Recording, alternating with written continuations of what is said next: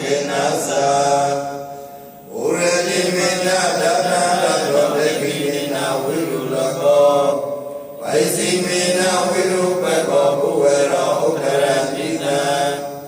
စေရာရောတိမာရာဇာလောကပါဠာယတတိနောဒေဝီတုမေနောရရတုအာရောကေနာသုကေနာသာအာဂန္တသသဘုမေတာဒေဝနာဂမိတိကာဒေဝီတုမေနောရရတုအာရောကေနာသုကေနာသာအိဒီမနောဇာယေဒီဝဝန္တန္တာဣဒသာသနေဒေဝီတုမေနောရရတုအာရောကေနာသုကေနာသာအဘိဓိယဝိဝိဇံတုသောဘောရောဘောဝိနတတုမာယေဘဝန္တရာယသုခိတိကာယသောဘောဝအဘိဝန္တနာတိယတသိသံဥဒ္ဒပဇာယိနောစေတရောဓမ္မဝဒန္တိအာယုဝန္နောဒုက္ခံပဒံဘဝလုသဗ္ဗမင်္ဂလရတံဒုသဗ္ဗဒေဝတာသမ္မာဗုဒ္ဓသုဘဝေနသရာဒုက္ခိဘဝန္တုတေဘဝလုသဗ္ဗမင်္ဂလရတံဒုသဗ္ဗဒေဝတာသမ္မာဓမ္မာသုဘဝေနသရာဒုက္ခိဘဝန္တုတေဝါဒုသဗ္ဗမင်္ဂလရတံဒုသဗ္ဗဒေဝတာသမ္မာသံဃာသုဘဝေနသရာဒုက္ခိဘဝန္တုတေ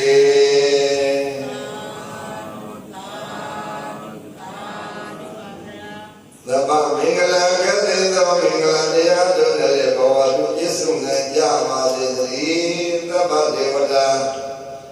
ခေတိငုံသောမြတ်မြတ်မပေါင်းတော်သည်လည်းဒီလူမာကအလုံးရှင်အလုံးမမိသားစုနဲ့တော့တရားသမီးစီဒီမိုက်ကာနာတော်ရောက်လာကြကုန်သောပရိသတ်ပေါင်းတော်ရကပြုဆုံးဖြတ်နေကြပါစေကုန်သတည်းသမ္မာဗုဒ္ဓဓမ္မဝေနကံကာဝလုသေးစုမကဘုဒ္ဓမူရကုန်သောမြတ်စွာဘုရားတို့တကောရှိနေသောမြတ်တော်အနုဘောတော်အဘိနကသမ္မာဓမ္မဓမ္မဝေနမေလိတံဟောလိတံနိဗ္ဗာန်ပရိယေလူဆိုရသောစေဘာသောတရားတော်နှင့်တို့တကောရှိနေသောမြတ်တော်အနုဘောတော်အဘိနကသဗ္ဗသံဃာနုဘာဝေနအရိယသံဃာတော်ပရမတ္တသင်္ဃာတော်တို့ဘုနဝံသီလဝါစာရှိသောအရိယအဘအရှင်ကအရှင်မြတ်တို့တကောရှိနေသောမြတ်တော်အနုဘောတော်အဖြစ်၎င်းယေတုမကအလုံးရှင်အလုံးမမြတ်နဲ့တကွတရားသမီးစိန်ပြပါဣဒနာတော်ရမကြောင့်ဘုရားပြိဿဘောတော်အားသဗ္ဗဒအခါခက်တဲ့တော်ဒီကိုယ်စီလျှောက်ရောက်ဝေဒနာတို့ဘုံမှာရှင်းတဲ့အနာကင်း၍အန္တရာယ်ဘုဒ္ဓမြတ်ကင်းပြောက်ရောက်ရဲ့ကိုယ်စိတ်တရားဉာဏ်မှာရှမ်းသာလွန်ဆန္ဒဩဝါဒနဲ့ပြည့်စုံနေကြကုန်၏ဘုံတို့မူရှမတဲ့ဖြစ်နေကြပါစေကုန်တို့သတည်း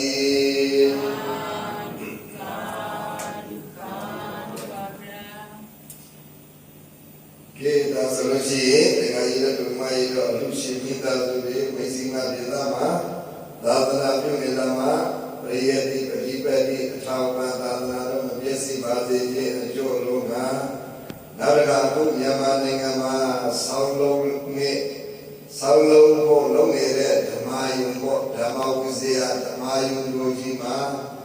ကိုယ်တော်ကြပြီးဖြစ်သောဖခင်ကြီးဥမောင်ကျိုးမိခင်ကြီးတို့မမြသိမ့်ညီမအမဥစုမရှုရှုသိတော်ယေရှုပြီးတော့နံပါတ်1ခြေသောသာသနိမိသားစုများ၏ဝါဆိုသင်္ကန်းအာယုံမုန်ဒီစွမ်းနဲ့မြေစွမ်းအလှတော်နံပါတ်2ကတော့အထက်မှာကိုယ်တော်လေးပြည့်တဲ့ဖြစ်တဲ့သူများကိုယေရှုပြီးတော့ဥထွန်းတို့တို့လွင်အေးသမီးအေမင်းကျိုသာဂျေကီကျိုတို့၏ဓမ္မယုံဆောင်းလို့ရမှာသိန်း50မြန်မာနိုင်ငံကျပ်သိန်း50ကိုလူတန်းတဲ့အလှဒါနတွေဒီအလှဒါနတွေကိုပေးကြတဲ့ဒကာဒကာမတွေ ဘုရားသာသနာမပြည့်စုံမပြောက်ွယ်ဖို့အတွက်ပေါ့သာသနာကိုအဖေဘက်ကထောက်ပံ့ပြီးတော့လူကြတယ်တန်းကြတယ်ဒီအလှလေးလူကြတာတန်းကြတာအဲ့ဒီအလှဒါနတွေအကြောင်းတွေကိုနေနေပြောရမယ်ဆိုလို့ရှိရင်အာယုပြုဖို့ရအောင်ပေါ့သူတဲ့အခါမှာလင်းနေဖို့အတွက်ပေါ့လုံးဖို့လုံးရဲဆိုတာလင်းနေမှုပဲကြည့်တယ်စိတ်ကအဲ့ဒီနေရာမှာအာယုလွဲတယ်ပေါ့လို့အဲ့ဒီလိုညမဒါအကြောင်းပရမအကျိုးက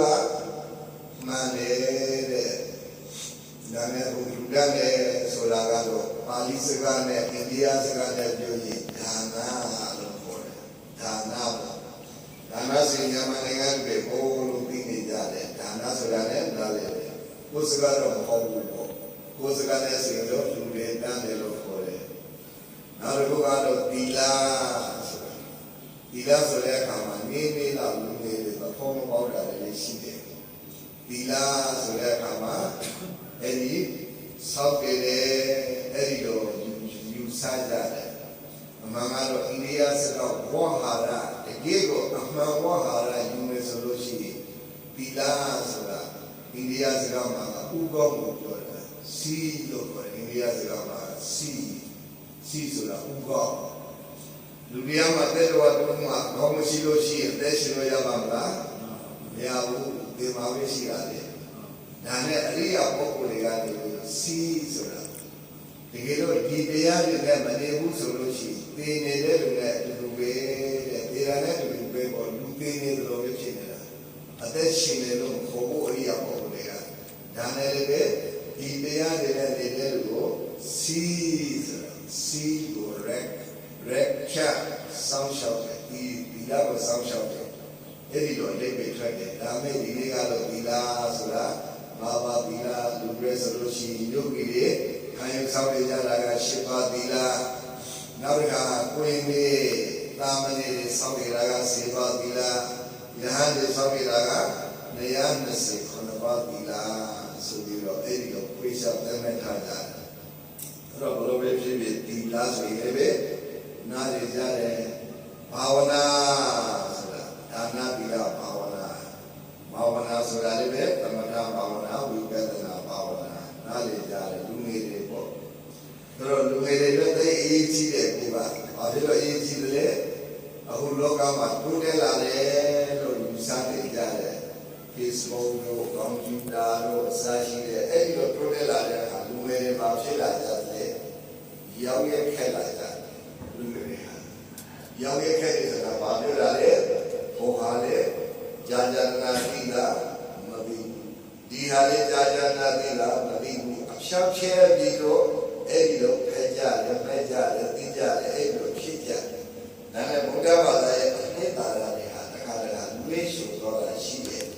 လူကြီးတွေကတော့ဒီကကြီးတို့ဓမ္မကြီးတို့လူကြီးတွေကတော့အထူးပြောစရာမလိုဘူးဒါပေမဲ့လူငယ်တွေအတွက်နေတော့ generation to generation ဒါမျိုးဆက်ကတော့လက်တော့ပြနေလို့အိန္ဒိယသာသနာအိန္ဒိယနိုင်ငံကိုရောက်ပူကြတဲ့လူတွေဆိုရင်ပို့ပြီးတော့ပြင်ရမယ်အိန္ဒိယနိုင်ငံဟာသာသနာစားပြီးတော့တကယ်ကိုစားခဲ့တဲ့နေရာသာသနာတွေကစားတယ်ဘုရားကယာပုရုဝလာတိုးဝစားလာအဲ့ဒီလောက်စားပြီးတော့မြတ်စွာဘုရားပြင်းပြပါပါနဲ့လက်စေနဲ့ငါ့ဘဝကလည်းရှင်းပြီးတော့တရားဟောပြီးတော့မြတ်စွာဘုရားတပည့်သားသမီးတွေအရိယာပုဂ္ဂိုလ်တွေသာသနာပြုခဲ့ကြတဲ့လူကြီးကြီးပေါ့ဒါပေမဲ့ဒီနေ့အိန္ဒိယနိုင်ငံကိုဘုရားဘာသာနိုင်ငံလို့ခေါ်သေးရလားမခေါ်တော့ဘူးအိန္ဒိယနိုင်ငံကိုဟိန္ဒူနိုင်ငံလို့သာခေါ်ကြတယ်ဟုတ်လားလက်နမူနာကြီးဘုကောင်းတာတာဝေကကြီးဘုကောင်းတာဂယုစေရမယ်ဒါနေရာလို့ပြောမှာဒီလောက်ဒီမှာဖြစ်တဲ့ဘုရားဘာသာဘုထွန်းလာတဲ့နေရာဖြစ်ပါလေတဲ့ The land of Buddha Alekama of Buddha Buddha မွေးဖွားတဲ့နေရာဘုရားနေပြီးတော့ဘုရားဖြစ်တဲ့နေရာဒီနေ့ဘုရားဘာသာနိုင်ငံလို့ခေါ်လို့ဘူးဘာနိုင်ငံလို့ခေါ်တယ်ဟိန္ဒူနိုင်ငံလို့ခေါ်တော့တာဝေကကြီးဘုကောင်းတယ်ဘုယူစိတ်ဘုကောင်းတာပြောတာဘာဖြစ်လို့လဲသာသနာ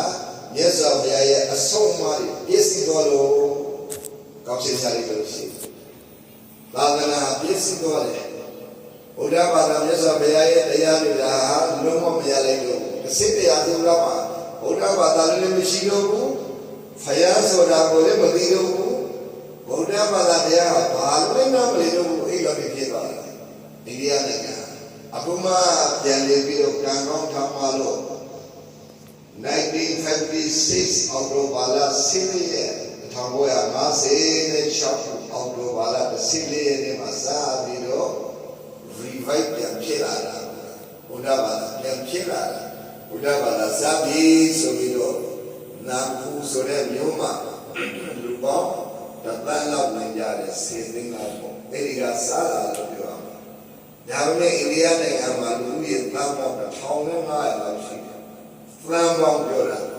မြန်မာနိုင်ငံတဲ့လူဦးရေအစားမှာ25ဆလောက်ရှိတယ်အိန္ဒိယနိုင်ငံ15ဆလောက်ရှိလို့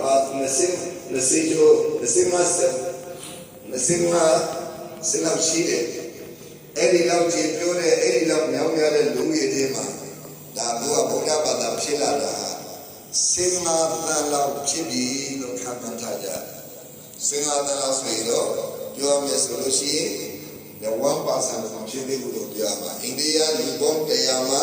ဘုရားဘာသာတယောက်ရဲ့မဖြစ်သေးဘူးလို့ပြောမှာဘူးပြန်ဖြစ်လာတာကတဖြည်းဖြည်းကံကောင်းထောင်းမှလို့ပြောမှာ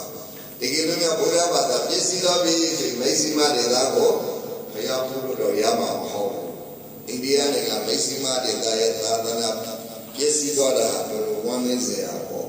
အကြောင်းအရာတွေကတော့အများကြီးရှိတယ်ဒါမဲ့တကကြီးတို့မိုက်တို့တောင်းတဲ့အရှင်ကြီးတွေလည်းမပြောတော့ဘူးဒါနဲ့ဆရာတို့ဆိုတာကလူငယ်တွေဒီတကယ်ကို generation ပေါ့ဒီမျိုးဆက်ကနေပြီးတော့နောက်မျိုးဆက်တွေကိုဆက်ခံတဲ့လူတွေရဲ့ဒါအသိဉာဏ်တွေမှာဘုရားဝါဒ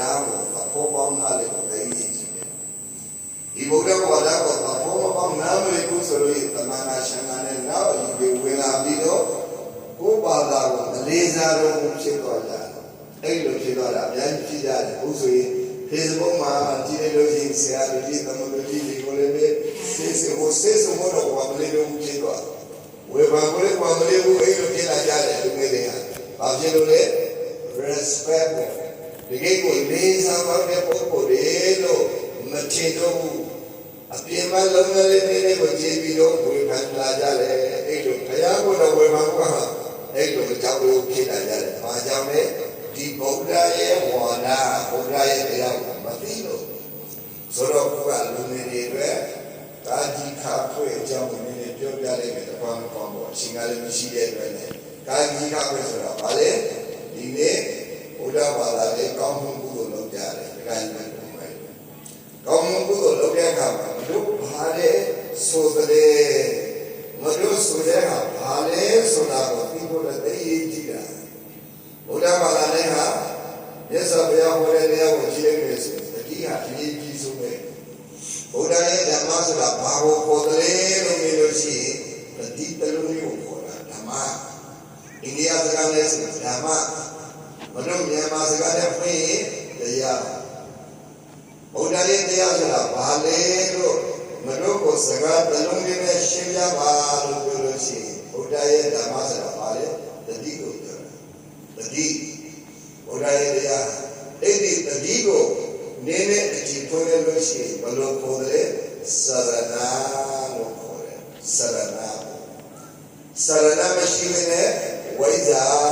ဆိုတာမဖြစ်ဘူးဝိဇ္ဇာဆိုတာဖြစ်မလာဘူးစရဏလို့လုံးဝဝိဇ္ဇာဖြစ်လာတာဒါနဲ့လည်းမြတ်စွာဘုရားရဲ့ဘုံတော်ကိုးပါးကိုရွေးတဲ့အခါမှာဝိဇ္ဇာစရဏသဗ္ဗံလို့ပြောဘူးလားဝိဇ္ဇာစရဏသဗ္ဗံလို့ဆိုတာအဲ့ဒါအကျိုးရဲ့ဘုံတော်မဟုတ်ဘူးအကြောင်းအလုပ်ရဲ့ဘုံတော်ပြောတာလေအကျိုးဘုံတော်ကရှိပါရှိအကြောင်းဘုံတော်အလုပ်ဘုံတော်ကသဘောပါတယ်ဒီကျုံမှာမြတ်စွာဘုရားပြန်ဘုရားမှာဣတိပိသောဘဂဝါအာရဟံသမ္မာသမ္ဗုဒ္ဓောအဲ့ဒါအကျိုးဘုံတော်ပဲဝိဇ္ဇာစရဏသဗ္ဗံလို့ဆိုတာအကြောင်းအဲ့ဒါလုပ်တာဒီလုံးကိုလုံးလို့ဒီအကျိုးရှိပါရှိတယ်လို့ဆိုလိုတာကကောင်းရှင်းချလိုက်ပြီဆိုလို့ရှိရင်အာရဟံသမ္မာသမ္ဗုဒ္ဓောဝိဇ္ဇာစရဏသဗ္ဗံလို့ပြီးသူကတော်လောကဝိဒုနောတို့ပုရိသဓမ္မသာရိတ္တတော်လို့ဆိုတာဘုရားဘဂဝါ Divaga Juba Shiva, Divaga Aloka, Ajama Dahu, Elo Durhana, Nana Uga Bada, Diga Vale, Digo, the Diesel Vale, Amiena, England Resolution, and Lagan. Yamiyana Funjara, mindfulness Funjara, mindfulness Lore, Kolukaba Chifu, Alakwe, Epic Loduria. The detail of the English of privileges, so the Lobian da Ugabada, the Tico, a Diga, Shekhan, look there, alone. Yamile, Dine, Ugabada, the option, the deep machine so bad, do the game. Abilo, you are the day, the UPD, the Chile, Eddie, India, and Atlantic. Now they have Bangladesh, running Jari, Manchile, Bangladesh, Chirawada, Sore, Iguda, Bada, Giti, Jessica. Yamaning Amale, Oda Wadaha, do Denetara, Soyo, Vedara, Meloshi, Luchijamle. Don't let it last so young as that. I eat them Yara, Dramina, Dramina, Rotiam. Father, you made a book, Yamania, English. Mudo, Oduma say as a lotion, don't think you love sheep of the Look down on Masi to love Adana Dumidala, Yaha. Now they have Ilashi, Seale, now they have to be when you did it.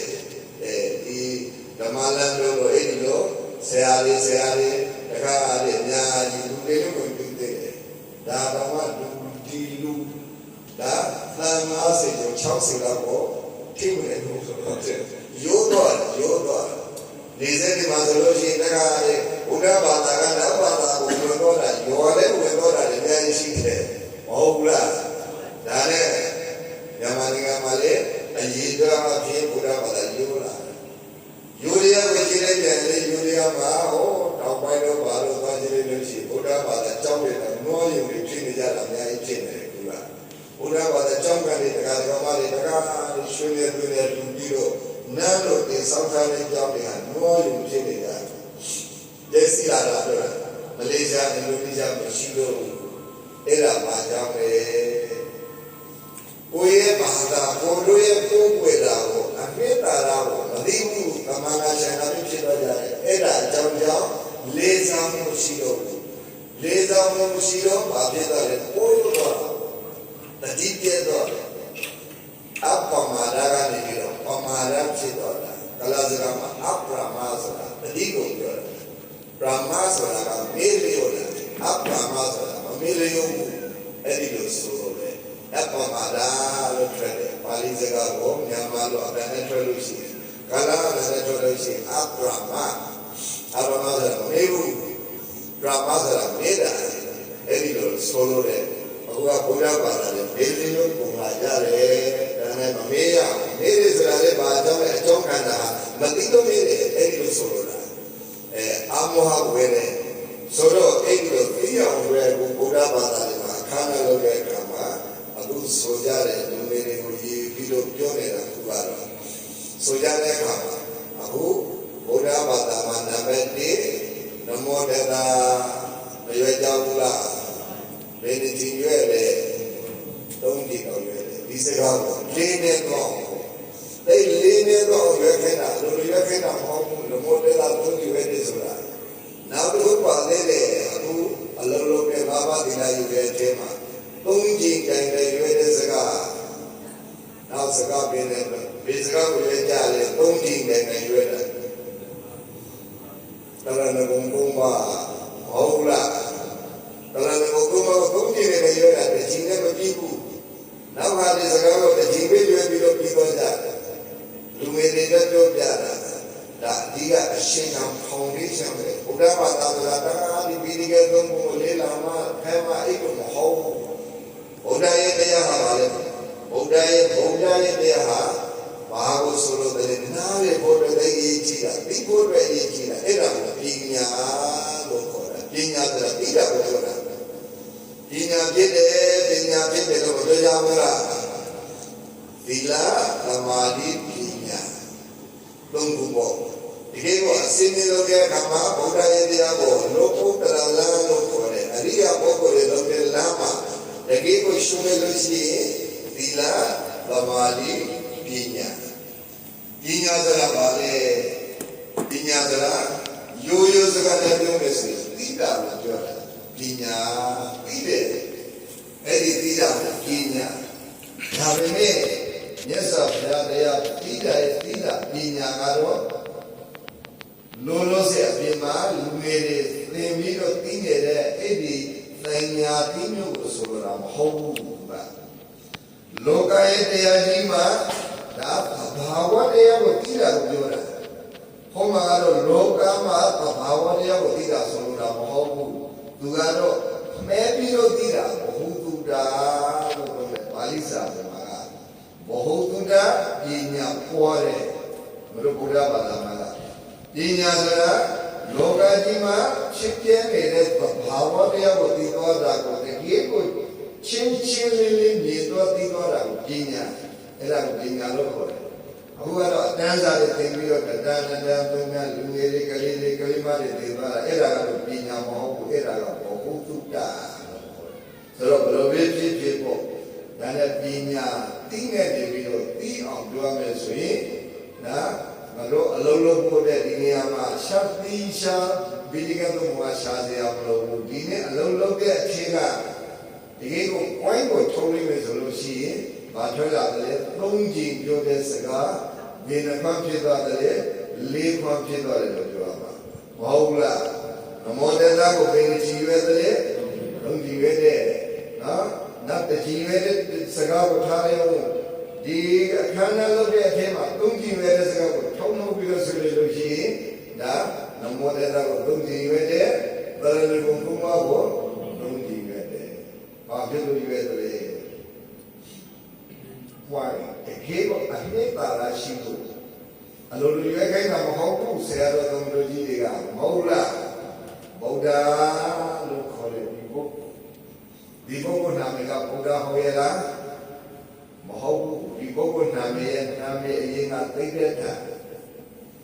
နေပြီးတော့ဗုဒ္ဓဘေရှိမှာကိုယ်လေဘာဖြစ်လို့ဒီပုဂ္ဂိုလ်ကိုဗုဒ္ဓလို့ခေါ်တာလဲသိတဲ့မင်းသားဒီဘက်မှာသိတဲ့ကုမာရပါဠိစကားနဲ့သိတဲ့ကုမာရကိုဒီဘက်မှာဗုဒ္ဓလို့ဘာဖြစ်လို့ခေါ်တယ်ဘာလို့ဆိုမြတ်စွာဘုရားဟာကပိလဝတ္ထုမှာနေတဲ့က29နှစ်တည်းနဲ့အလောင်းတော်မြတ်ပေါ်တဲ့သူရဲ့ဓာတ်ကဘာရှိဘာပေါ်ကြတယ်သိတဲ့မင်းသားမဟုတ်လားသိတဲ့မင်းသားကအလုံးမမြင့်မှာယဟဝါဒီတဲ့ဟာသိတဲ့ပိကုသိတဲ့ပိကုကဥရုဝရတော်မှာရှောင်းနေတိုင်တဲ့ဒီဓမ္မဆိုတဲ့တရားကိုလောက်လို့အောင်မြင်တော့တဲ့အခါမှာဒီပုဂ္ဂိုလ်ရဲ့နာမည်ကိုသိတဲ့ဓမ္မင်းသားလို့ခေါ်ရလားသိတဲ့ဓမ္မယဟန်လို့ခေါ်ရလားဘာပေါ်ကြလဲဘုရားဖြစ်သွားတယ်အောင်မြင်သွားတဲ့အခါမှာရှောင်းရင်းလုပ်ပြီးတော့အောင်မြင်သွားတဲ့အခါမှာတရားကိုအောင်မြင်သွားတဲ့အခါမှာဘုရားဖြစ်သွားအိန္ဒိယစကားမလို့စကားမဟုတ်ဘူးဗုဒ္ဓကိုမတို့ကဘလို့ပြန်လိုက်လေဘာသာပြန်လဲဗုဒ္ဓကိုဘလို့ပြန်ကြတဲ့ဉာဏ်မှာလို့ကိုယ်ဗုဒ္ဓကိုဘလို့ပေါ်ကြတဲ့ဘုရားမဟုတ်လားဘုရားစီပုံပြီးရှုံးသွားလူငယ်နာမလေးဘူးဘုရားဟုတ်ဘုရားဆိုလို့ရှိရင်ဘာကုနာလေးကြတယ်အဲ့ဒီရုပ်ပေါ်တော်ကိုကြည်ပြီးတော့များလေးတယ်ရုပ်ပေါ်တော်ကိုထင်ကြတယ်ဘုရားစီအဲ့ဒါမရှုံးတာဘာသာပြန်ရှုံးတာရဲ့တာကနော်လူငယ်တွေနားလေအောင်ပဲပြောပြဖို့တော့ပြောပြနေတာပါနော်ဒါနဲ့ဘုရားဆိုရင်ပုံပြီးတော့ရှုပ်သွားဘုရားဆိုပါလေလူငယ်တွေကရုပ်ပေါ်တော့အယုံလုံးသွားတယ်အဲ့ဒါကိုလည်းရှိဖို့ရမယ်အဲ့ဒီလောက်နဲ့ပြီးသွားအနာဗုဒ္ဓဆိုတာဘုရားဆိုတာကဘုရားကတော့ရှိဖို့ဖို့အတွက်ဆွေးယူတဲ့အ내 origin နဲ့အ내ကဗုဒ္ဓဆိုတာပါလေအသိဉာဏ်ကိုပြောတာဉာဏ်ကိုဗုဒ္ဓလို့ခေါ်တာမလို့စကားနဲ့ဆိုဉာဏ်လို့ပြန်ပြီးတော့ဖွင့်ရမှာဉာဏ်နဲ့ပုံပြီးတော့နားလည်ရမလို့ဘူးလားတွေ့တယ်နော်ဒါနဲ့ဗုဒ္ဓဆိုတာဘာလဲဉာဏ်ကိုပြောတာဗုဒ္ဓဆိုတာဉာဏ်လို့တိခါပုရိကလို့လူငယ်တွေပြောပြတာဒီကတော့ ဉာဏ်ဆိုတာဉာဏ်နဲ့အများကြီးရှိတာကိုအချို့ကတော့လို့ရှိဒီကောင်ဉာဏ်ကောင်းတယ်ဒီကောင်ဉာဏ်မကောင်းဘူးဒီလိုလေးပြောကြတယ်လို့ဘုမာစကားနဲ့ဆိုလို့ရှိမဟုတ်ဘူးလားဉာဏ်မှာဘုရားဉာဏ်ကြီးတဲ့ဉာဏ်ကိုပြောတာဒီဘုရားနာမည်တေတေနာမင်းသားဉာဏ်မရသေးဘူးနောက်ကအနုမာမြတ်မှာဉာဏ်ဖြစ်တဲ့ဉာဏ်မရသေးဘူးဥရဝရတော့ရောက်ရှောင်းတဲ့တရားအထောက်ပြတဲ့ခါမှဉာဏ်ရတာကအဲ့ဒီဉာဏ်ကိုဆိုလိုတာဉာဏ်ကဆိုတော့အဲ့ဒီဉာဏ်ကဘာဉာဏ်လဲမြတ်စွာဘုရားရဲ့ဉာဏ်ဘာဉာဏ်လဲအဲ့လိုပြောလို့ရှိရင်သူတွေဘယ်လိုဖြေကြမလဲမြတ်စွာဘုရားရခဲ့တဲ့ဉာဏ်ဘယ်ဘလောက်ရှိတယ်နေကြည့်မယ်လူငယ်တွေအတွက်ပေါ့မြတ်စွာဘုရားရခဲ့တဲ့ဉာဏ်ဘယ်လောက်ရှိတယ်လူငယ်တွေတရားထားဖြစ်ပါဖြစ်နိုင်လားအဲ့လူမျိုးဖြစ်သွားပြီနဲ့မိသားစုတရားဟောတာဘာမှမဟုတ်ဘာမှမဖြစ်ဘူးဒါတရားဟောတာလည်းမဟုတ်တရားပြောပြနေတာဆရာတော်ကနော်အတွေ့အကြုံကိုပြောပြတယ်မြတ်စွာဘုရားရခဲ့တဲ့ဉာဏ်ဘလောက်များများရှိတယ်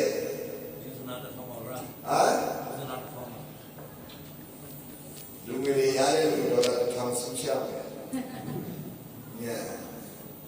ဉာဏ်ကအခုစကားသုံးပါးကိုတင်ပြီးတော့ပြောနေတာလေစကားသုံးပါးကိုရွေးကြည့်လိုက်ပေါ့စကားလေးပါးကိုရှင်းပြနေတာကအဲ့ဒီစကားလေးပါးမှာအကုန်လုံးပါတယ်ဉာဏ်မျက်စိပြရခဲ့တဲ့ဉာဏ်ပါပြီးသားဘလို့ပါတယ်စာပြီးတော့ခန္ဓာဖွင့်ကြတဲ့အခါဘလို့မရွေးကြဘူးလားဘလို့ရွေးကြတယ်နမောတေသာဘဝတော်ဒီရင်ပြီးတော့အနေပေးရတယ်နမောဆိုတာတော့တေသာဘဝတော်ဆိုတာတော့အရဟတောဆိုတာတော့သမ္မာသမ္ဗုဒ္ဓသာဆိုတာလေးဘုံဟုတ်လားနမောဆိုတာဘယ်လိုစကားနဲ့ဘယ်လိုဘာသာပြန်ရမလဲရှိခိုးတယ်ဘယ်သူကိုရှိခိုးတယ်တေသာဘဝတော်ထုံးမြတ်စွာဘုရားကိုဘယ်လိုစကားနဲ့ဆိုမြတ်စွာဘုရားအိန္ဒိယစကားနဲ့ဆိုဘုရား